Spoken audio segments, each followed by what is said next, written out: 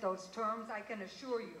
They were fully in use 200 years ago in the great United States of America. Here's example number 2. 50 years ago, in 1964, black people in Mississippi were trying to register to vote, and many whites, the Ku Klux Klan, but many whites, found this intolerable. In a single day, June 21st, 1964, that's not very long ago. 3 innocent people on that one day were murdered for trying to help blacks register. Earlier, the Mount Zion Church was burned to the ground because they dared to hold a meeting in that church explaining to people how to vote. Hundreds were beaten, hundreds were arrested and intimidated. That was democracy at its worst and at its best. Best because against all odds, proud and courageous people protected their right to vote. Blacks and many sympathetic white people refused to have blacks sidelined. They insisted and they were ready to die for the right to vote. Voting is not something to be taken lightly. It's a sacred right. People have died to protect that right. So, if anybody thinks that democracy is smooth and clean, fast and pretty, they're just plain wrong. Sometimes democracy hurts. Sometimes it's very frustrating, and I'm frustrated every day. As Winston Churchill said, democracy is the worst form of government, except for all those other forms of government that have already been tried from time to time. But even with all its faults, and all the problems inherent in any human activity, democracy is still the best way to govern. It is still the best way to provide people with a voice, not shouting or even shooting, or even worse, shooting, but a quiet expression in a voting booth of who they want to govern them. It is still the best way to ensure that leaders are chosen by voters, allowed to make their own choice in private, not by a gun-toting demagogues leading a mob in the streets. No, we reject that. So what are we really celebrating today? What we're celebrating are all the efforts over hundreds of years by millions of people to overcome their differences, at least long enough to hold an election. To work with people they don't even like sometimes, to make sure that people have a vote and commit themselves to the hard, dirty work of democracy, which is really something to celebrate. If all of you here tonight, no matter what country you are from, if you do something important, if you want to do something important for your country, make sure every citizen has the opportunity to vote. It is a fundamental right that should not be denied by big voices and even bigger egos. If you love your country, love its people first and support their freedom. If you really don't have to be rich to vote. All you need an election. You need a place to go and vote. Those who deny every citizen the fundamental right of casting a ballot are denying the essence of freedom. It is beyond sad to think that any people anywhere in the world are denied the right to cast a ballot for the person they want to vote for. Allowing every person everywhere voting rights is the morally and politically right thing to do. So, let us raise our glasses tonight. I don't have a glass, but I'm going to raise my hand. And let us not only celebrate America's Independence Day, but also remember the people who died defending their right to participate in a fully independent country. Let us reaffirm our commitment to assuring the right of every citizen in every country, including Haiti, the right to vote. Let us raise our voices with passion and declare with pride that indeed we all shall let freedom ring. Le Sénat de la République et la Chambre des députés saluent avec joie et fierté le 238e anniversaire de l'indépendance nationale des États-Unis d'Amérique. Il était une fois dans la splendeur du soleil de la liberté de juillet 1776. Une nation était née, nantie de la vocation de transformer son environnement immédiat, de la mission de changer la face du monde. Les États-Unis, Nouvelle Eldorado, ont fait revivre des mythes antiques et immémoriaux, tels l'âge d'or, le paradis perdu, la société d'abondance, le progrès indéfini. 28 ans plus tard, Haïti brisait l'ordre colonial esclavagiste. Et dans le sillage du grand voisin poursuivait l'œuvre d'émancipation et d'humanisation du continent. Cette avant-garde historique que nous avons conjointement érigée avec la nation étoilée a été une contribution inestimable à l'implantation des valeurs basiques de l'Occident chrétien. Ce soir, nous sommes heureux de célébrer l'héroïsme séculaire des États-Unis et d'Haïti, dont les racines plongent dans le même idéal flamboyant qui enfanta la modernité, cette capsule d'élixir du capitalisme conquérant. Nous rappelons également pour mémoire qu'Haïti a cheminé avec les États-Unis dans des contextes particuliers où la géopolitique commandait des actions communes et une entraide stratégique au service de la démocratie et de la sécurité hémisphérique. Nous saisissons ce moment faste, renouveler et raffermir les liens que nos gouvernements et nos peuples ont tissés au fil de l'histoire, qui nous valent de coopérer avec succès dans la gestion de nos intérêts respectifs et dans l'expression réciproque de sentiments de solidarité agissante et de réelle fraternité.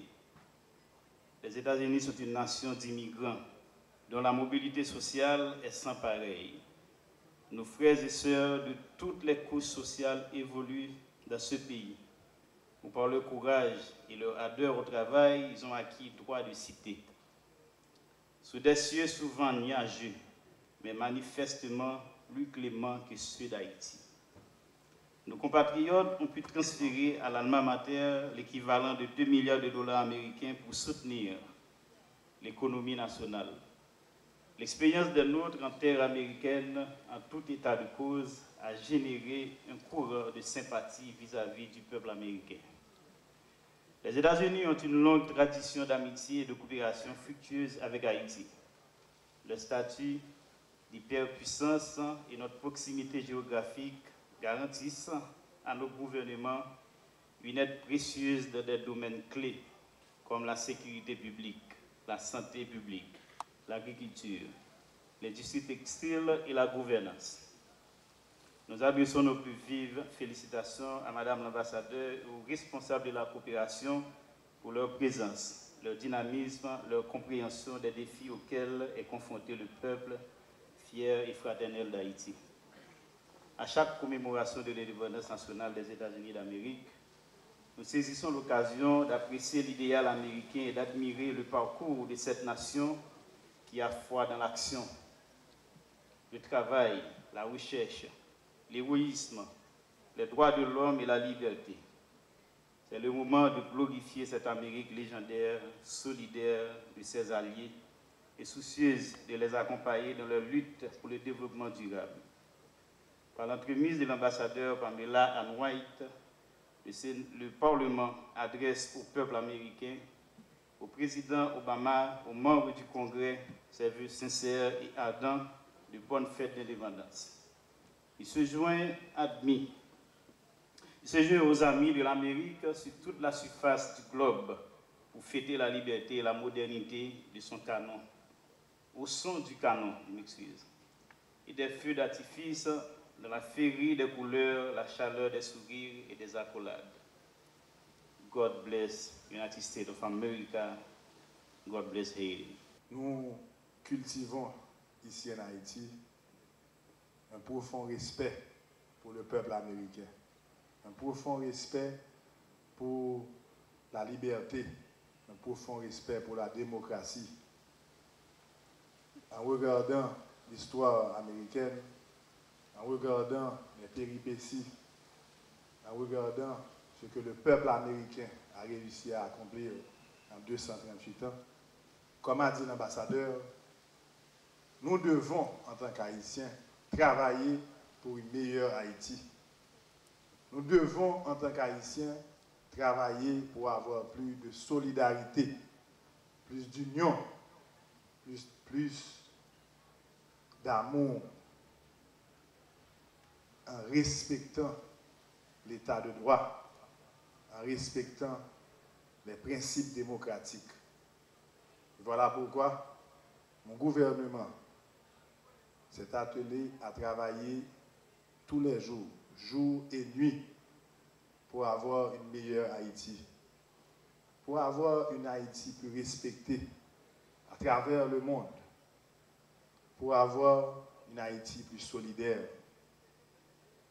Et comme Pamela l'a bien dit dans son discours, l'organisation des élections reste et demeure incontournable pour avoir un État où la démocratie règne, pour avoir un pays avec une stabilité politique exemplaire. Nous avons fait d'énormes efforts. Nous sommes loin pour arriver côté de aujourd'hui. Et nous montrer que en 3 ans, nous réussissons à changer, nous commençons à changer l'image que le pays a projetée à travers le monde. Nous commençons à réussir, mais réussite là fragile. Réussite là fragile. Et c'est pour ça que l'organisation élection à l'ESA, capital et essentiel pour nous continuer sur la démocratie. Donc comme je suis passé du français au créole, et Pam, je ne sais pas si le créole ça va. Ok. Je veux que tout le monde comprenne, et je vois que je suis à la télévision aussi, donc je vais parler en anglais aussi. Mais la dernière fois que j'ai parlé en anglais, les gens m'ont critiqué, ils m'ont dit que je devais parler français ou créole. Donc je vais écouter cette fois. Donc, je n'ai pas préparé le discours, je voulais parler du plus profond de mon cœur. Je voulais remercier le gouvernement américain pour le support et la solidarité témoignée à Haïti chérie au lendemain du séisme et tous les jours à travers la coopération, à travers la diplomatie, à travers les échanges et à travers l'engagement de l'ambassadeur américain en Haïti. Nous sentons que Pamela n'est pas un ambassadeur tant que tout l'autre ambassadeur. Ça nous a. Mais nous sentons à travers le discours, à travers la passion de l'ambassadeur américain, son amour pour Haïti et son engagement aussi. Et ça, son désir de voir ce pays se porter mieux. ceci de manière en toute humilité. En toute humilité. Et pour ça, je tiens à te remercier, Pamela. Je tiens à remercier ton engagement et ton support pour le peuple haïtien et pour Haïti en général. Effectivement, nous avons fait beaucoup de progrès. Ceci se traduit à travers les travel warnings qui sont mieux aujourd'hui. Ceci se traduit à travers 88% moins de kidnapping cette année que l'année dernière. Ceci se traduit en le fait qu'Haïti soit un des pays les plus sûrs de la Caraïbe. Et on veut le dire, on doit le dire, parce que il est temps pour que mauvaise perception d'Haïti allait changer. Et pas l'autre monde qui a fait changer que nous-mêmes. En Haïti et dans la diaspora. Il faut nous croire dans le pays, nous. Il faut nous croire dans le pays, nous. Nous avons un pays qui sont un pays, nous avons un pays qui a une histoire extraordinaire, nous avons un pays, nous avons un passé riche, nous gagnons ça que un pile l'autre pays pas gagné. Mais un pile monde pas croire dans le pays. Un pile monde croit que c'est dans pas les pays en mal que n'a pas avancé, c'est pas vrai. Au contraire. Et j'ai un ambassadeur américain dit aujourd'hui, il faut que nous mettions tête nous ensemble pour nous faire pays ça avancer. Malheureux, grand nègre, classe moyenne, secteur populaire, secteur de la société civile, secteur politique, gouvernement, parlement. Il faut que nous toutes mettions un bagage en avant, qui c'est intérêt peuple haïtien. Il faut mettre un bagage en avant, qui c'est intérêt suprême d'Haïti. Et l'intérêt suprême, il passe dans la tête ensemble. Il passe dans un combat, un véritable combat national pour mettre Haïti avant tout. Haïti avant tout. C'est ça que pour nous arriver joindre en tant qu'Haïtiens, en tant que peuple. Et nous connaissons que sans le support de la communauté internationale, très certainement, il y a un pile de bagages que nous devons faire que nous ne pouvons pas arriver à faire aujourd'hui. Donc, pour ça, nous tenons à remercier le gouvernement américain, l'ambassadrice. Nous tenons à remercier le président américain, Barack Obama, le président qui a Haïti dans le cœur, que moi j'ai rencontré, que le président Martelly a rencontré, et chaque fois que nous rencontrons, nous sentons que le président Corée Haïti tout bon frère, il voulait que Haïti aille de l'avant. Donc, on ne peut pas perdre l'opportunité ça. Nous avons là le support du monde entier qui voulait que nous réussissions. Nous avons le monde entier qui t'a aimé Haïti aller de l'avant. On ne peut pas perdre l'opportunité ça, fois ça.